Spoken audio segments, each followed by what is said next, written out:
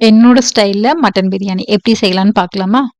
இங்க 1/2 kilo mutton எடுத்து அத வந்து மேரினேட் பண்ணிக்கலாம். இங்க வந்து சில்லி பவுடர் வந்து ஒரு 1 1/2 ஸ்பூன் போடுறேன். மஞ்சள் பொடி வந்து ஒரு 1/4 டீஸ்பூன் போடுறேன். உப்பு வந்து சேர்க்கல. அப்படியே மேரினேட் பண்ணிட்டு ஒரு 1/2 மணிலேருந்து 1 மணி வரைக்கும் மேரினேட் பண்ணி ஊற வச்சுக்கலாம். ஃப்ரிட்ஜுக்குள்ள வச்சுடுங்க.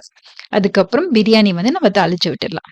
ஸ்டவ்ல குக்கர் வச்சுட்டு எண்ணெய் விட்டுட்டு ஹோல் கரம் மசாலா ஆட் பண்ணிக்கோங்க. கட் பண்ணி வச்சிருக்கிற வெங்காயம், பச்சை மிளகாய், உப்பு ஆட் பண்ணிட்டு வெங்காயம் வந்து நல்லா வதக்கிக்கலாம். மீன் டைம் வந்து இஞ்சி பூண்டு பேஸ்ட் வந்து ஃப்ரெஷ்ஷா ரெடி பண்றேன். அதில வந்து பச்சை மிளகாய், சோம்பு மட்டும் சேர்த்து அரைச்சுக்கலாம்.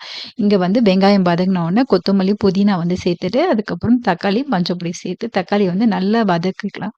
தக்காளி வதங்கின உடனே இஞ்சி பூண்டு பேஸ்ட், உப்பு, மிளகாய்த்தூள் எல்லாத்தையும் சேர்த்து வதக்கிட்டு, வேக வச்சிருக்கிற மட்டன் வந்து சேர்த்து நல்லா கிளறி விட்டுட்டு, தேவையான அளவு தண்ணி வந்து விட்டுக்கலாம். இங்க வந்து 1 கப் அரிசிக்கு 2 கப் தண்ணி விட்டுருக்கேன். தண்ணி கொதிச்ச உடனே அரிசி வந்து சேர்த்துக்கலாம். அதுக்கப்புறம் பிரியாணி மசாலா இருக்கும்ல, அது 1/4 டீஸ்பூன் சேர்த்துட்டு, நம்ம தம் போட்டு எடுத்துட்டா நம்மளுக்கு சூப்பரா வந்து பிரியாணி ரெடி ஆயிடுச்சு. உங்களுக்கு டீட்டெயில் வீடியோ பார்க்கணும்னா, லாங் வீடியோ வந்து பார்த்துக்கோங்க.